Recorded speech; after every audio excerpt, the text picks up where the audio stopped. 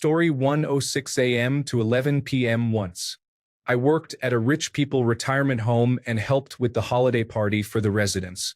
Fancy food all day, and the boss and chef needed an assistant. So I started early doing prep.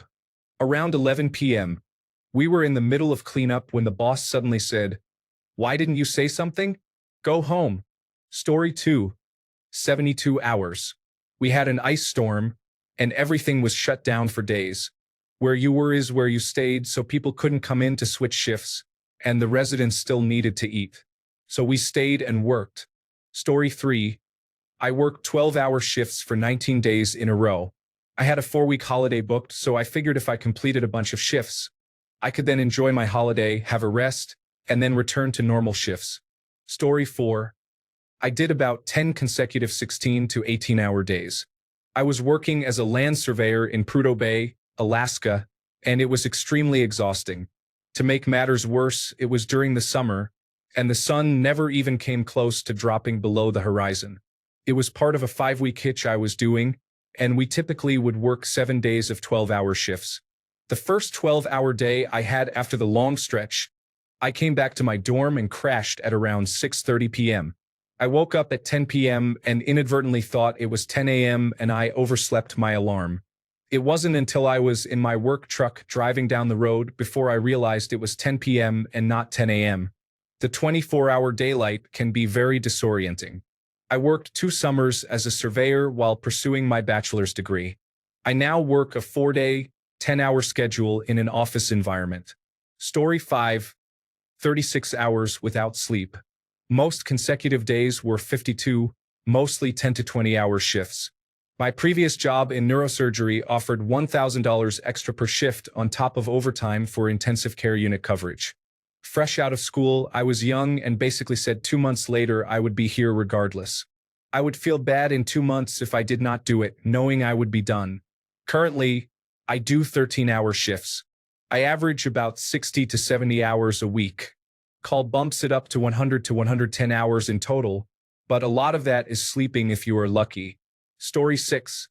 3 14-hour shifts with only 8 hours off in between. I got maybe a long 2 to 3 hour nap in that time. I made it home to wind down, then was right back up, opening up a new store location, and managers did not get sleep. Story 7. I co-owned this company at the time, and we had an order for 25,000 pieces that needed to be rushed. I ate while I assembled and slept sporadically in the warehouse for a week. After all of that, the order was messed up by our shipping partner, and even though they compensated us, the client never hired us again. Story 8. 22 hours in the emergency room without food or sleep. Started with the evening shift from 3 p.m. to 11 p.m. A big fire swamped us with patients, and I worked overtime. Before I knew it, it was morning. The morning shift started at 7 a.m., but about half the team didn't show up due to sickness, leaving nobody to run the shift. So I stayed on until about 1 p.m. when we finally found someone who could relieve me. I rode my bicycle home and ate something for the first time in over 24 hours. I had to stay awake the entire day because I was alone with the kids and even took them to a birthday party. The next day was also a double shift because the entire department was short-staffed. This was 4 years ago. Now, I work in a comfortable health tech job, choosing my own hours with twice the pay. Working in the trenches was both the best and the worst job imaginable at the same time.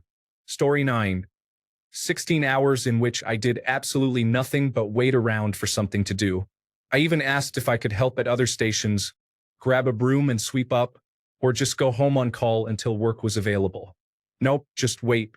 It was the only time I've ever walked off a job. Story 10. On deployment, my section decided that we would work 12.5-hour days, 7 days a week. After 42 days, we were awarded just 4 hours away from work once per week. After 2 weeks, they increased it to 8 hours away from work.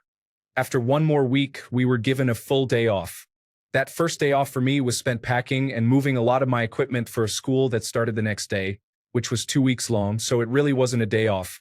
After the school, it was another week before I had my first full day off, and I spent the entire day and night sleeping and only waking up for meals. It was about 84 days straight before I was finally allowed a day off. Story 11. 23 hours working in a kitchen. Average shifts were 12 to 13 hours already. The overnight preparation cook called out, and I offered to stay and work overnight. Got home around 9 in the morning and was back at 2 in the afternoon for dinner service. Never again. Story 12. I worked 22 hours. I called out that night because of a storm brewing. I didn't want to get stuck, but they said I had to come in and they would relieve me at 11 p.m. I worked the night shift. Took me an extra hour and a half to get there with all the traffic and the rain pouring down on my car. They didn't relieve me because the storm was too bad for driving conditions. So I was stuck there. The morning shift person called out that morning and they accepted it, so at 7 a.m. the next morning, they didn't send relief. I told them I needed to sleep, so they needed to send someone to be awake as I wouldn't be. They told me I had to stay awake until relief arrived. I asked when that would be to gauge my expectations, and they said they didn't know. I said they had 30 minutes to figure it out. I took the building keys and phone over to the sister building security person and went to hide out on the vacant second floor. They ended up sending someone around 5 p.m. that day and wanted me to sign a shift abandonment write-up, which I refused. They had to pay me for the whole shift as they had it in writing that they told me not to leave and then didn't send any help. Management was upset about it too. They started complaining as I came back to hand off keys and phone once relief got there. I told them that I'm not working for 20 straight hours just so their tenants feel special in this dead-end street. I'm not dealing with it because my company treated me unfairly. I'm not risking my life driving home tired just so they have a warm body present in a chair. The company tried to have a mandatory meeting the next day in the middle of my sleep time, around 1 p.m., about shift schedules and being attentive. They held the meeting, but I was asleep, called out the next night, and turned my phone off. I was awake all night and they wanted me to come in during the middle of the day to complain again? Hardest of passes. I'm glad I wasn't there long. The place wasn't good. Story 13. I worked at a call center and did event security on the side, so it was not one single shift. But here it is. I worked my 9 to 5 at the call center, and then drove 3 hours to work a music festival. Started my first shift at 9 p.m., which went until 4 a.m. Tried to sleep and could not, so I had them put me back on early, and I worked 10 a.m. to 4 a.m. That was followed by more sleep struggles, so I had a quick nap and did one more from noon to 6 a.m. At the end of all that, I napped for a couple of hours in my car before driving home for an afternoon shift at the call center from 2 to 10. I have done a few weekends like that. 10 out of 10 would not recommend. Story 14. On paper, I worked a 120-hour shift once. We were on winter break where I was security at a university, and we got snowed in badly. It was the Dallas area, so our winter infrastructure is non-existent. No one could come to relieve us, and we couldn't get out anyway. The university president called our office and told us we could use the visiting professor suite, shower, and bed. We could just unlock the snack bar cafeteria and eat whatever, and stay clocked in until someone came. It was all time and a half, plus the vacation pay since we were working during the holiday break. And you got paid when the school officially closed, so another 40 hours. Details may be wrong. It was around 1987. Story 15. I think it was about 15 hours. I was an 18-year-old kitchen porter, and I'd worked my morning to afternoon shift, and my relief didn't turn up, so I was asked to work his shift. So I worked the afternoon to evening shift as well. And then after that, the relief for that shift didn't arrive either, and I was asked if I could work the evening to night shift, which saw me finish at about 3 in the morning after starting work at 11 a.m. the previous day. I wouldn't do it now, but at the time the money was useful. I was so tired that, towards the end of the second of the 3 shifts, I nearly fainted after standing up too quickly after sweeping under a kitchen counter. There are a lot of hard and angular surfaces to fall onto in a kitchen if you faint, so I had to sink to one knee to get the blood back to my head before I could continue. Story 16. Just under 30 hours. We got a blizzard while I was stuck at a guard shack to a building that was used as storage with only 1 or 2 people showing up every other day. I started halfway into my 12-hour shift and got a call towards the end of it asking me to stay for a bit. My little Altima wasn't getting me home, so I agreed to it. At around 18 hours, I got another call saying that none of the others could get there still and that I was getting stranded there. I slept in the chair, and we luckily had a vending machine that got stocked every week in the lunchroom, and we were hooked up to the generator so I could get things to eat. At 24 hours, which was my next shift, roads were being cleared, so I called up and asked if anyone could come in. They eventually convinced the site supervisor to show up and let me go. The worst part was finding out that she lived just 5 minutes away. She could have made it there. Everyone else I knew lived more than 30 minutes away in rural areas, so I knew they weren't getting their roads done. Story 17.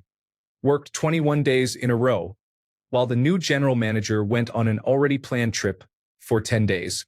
Within those 21 days, I had to do 7 p.m. to 7 a.m. shifts on weekends, plus an occasional 7 a.m. to 12 p.m. Working at an understaffed hotel really sucks. Story 18. 96 hours. I did take naps. Operations officer on an exercise on our way to Iraq almost 20 years ago. At the end, I thought it was about 56 hours. I lost a couple of days. Red Bull, coffee, and 3-hour naps worked until I was falling asleep on my feet. Go into a corner, take a nap. Rinse and repeat. Many military positions can be like this during operations. Story 19:05 a.m. to 12 a.m. shift at Kmart on Black Friday in 1999. Worked at the local Frito-Lay plant during the summers while in college during the early 2000s and worked 22 straight 12-hour days then. Story 20. 18 straight hours of doing snow removal. By the last hour, I could barely keep my eyes open. I got home around 6 p.m., quickly ate something, and immediately went to bed. I slept for a good 13 hours. Story 21. 36 hours. I did it twice. The first time was after an engine room fire at sea when I was in the Navy. We had to rewire the entire engine room. With no ventilation, it was 200 degrees Fahrenheit when we started. We could only work a few minutes, then had to leave to rehydrate and recover. We got so dehydrated that the medical officer had to give us fluids intravenously to keep us going. Sometime during the second day, they also started giving us stimulants. It was brutal. The second time was when I worked for a major telecommunications company in Manhattan. We got hit with a major snowstorm on a Friday, and being the junior guy, I was tagged to stay while everyone else got to leave early before the roads became impassable. Since it was a 24/7 operation, somebody had to be there. My relief was due at 4 p.m. He didn't show. Instead, I got a call from my boss telling me my relief couldn't make it, and would I work a double shift? Sure, why not? The next guy was due at midnight, but he didn't show either. I didn't mind. Working a double shift was good money. Working a triple was great money, but also a contract violation. And so it went. I got a phone call from my boss every 8 hours to tell me the next guy couldn't make it, and would I stay and cover everything. There really wasn't a huge amount of work to do. Basically, just restart anything that went offline and answer the phones. Everything was back to normal by Monday morning, and my boss thanked me profusely and paid for all my meals out of petty cash. Then he told me to stop by the conference room and get my picture taken for the new identification cards before I went home, which I did. But not having showered or shaved in 3 days, my new identification card showed me looking like some homeless guy who had wandered in off the street. Story 22. 18 hours. Had 2 jobs right next to each other. Worked opening at 5:30 a.m. to 1 p.m. at 1. Went next door and worked from 1 to 6 p.m. Then my girlfriend had a no-show for her shift, so I clocked back in at the first place and closed at 8:30 p.m. Story 23.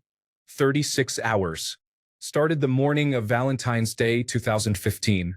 Ramp supervisor at Baltimore/Washington International Airport. All the flights canceled that evening because our de-icing trucks, which are designed to endure jet blast, were being knocked loose by the Arctic tundra hurricane-force winds, becoming a hazard to people and aircraft. At one point, I was towing a plane to a remote parking area and got stuck in traffic for an hour. I had to run inside because one of my eyes froze shut from water freezing in my eyelashes. Bonds were forged that night with some of the coolest workers we had. My drive home, usually 30 minutes, was 3 hours. Half of that was the last mile and a half, but I was determined not to leave my car unattended in western Baltimore County. Story 24. I was at a grocery store, which closed at 6 p.m. on Christmas Eve, but they needed 2 people in the store to receive deliveries. They let us eat whatever we wanted for free and could basically do whatever we wanted except for when a delivery came. I guess you can't really call it working, haha. Also, it was union, so it was 25 hours of overtime, pretty sweet. Story 25. I don't know if it's really a shift, but for this, I'll call it one. On my 19th birthday, I was in the army. Being the very lucky person I am, I drew the short stick and had to do a 24-hour security duty on the day of my birthday. From 6 a.m. the day prior until 6 a.m. on my birthday. During this duty, you can't sleep, no phones, nothing. You have to be alert and prepared at all times. Suck to get picked for it, but hey, whatever, that's the way it goes. 6 a.m. rolls around on my birthday, and nobody shows up. Our relief, there's 2 of us, were due in at 5:45 a.m. but never showed up. 7 a.m. we're still there. 8 a.m., etc. Around noon, our leadership shows up to inform me that the soldier coming to relieve me was arrested for driving under the influence, and his passenger was also detained. So we had to stick it out until a replacement detail was sent in at 6 p.m. So finally, 6 p.m. rolls around, and I feel like actual death. We get a ride back to our unit, and all I can see is about 200 soldiers outside, at night in the winter, doing push-ups. During my time on that duty, someone was caught with contraband marijuana. So they tossed and searched every single barracks room. I couldn't just go inside and go to sleep. I had to join my unit in this group punishment. I had to go out there and do that with them after that 36-hour shift. We were there for about 3.5 hours. Finally, I got inside, and my room was trashed. I just quickly cleaned up the bed part and slept for the next 14 hours consecutively. So that's the story of my longest shift. Quite a first birthday away from home. Eh?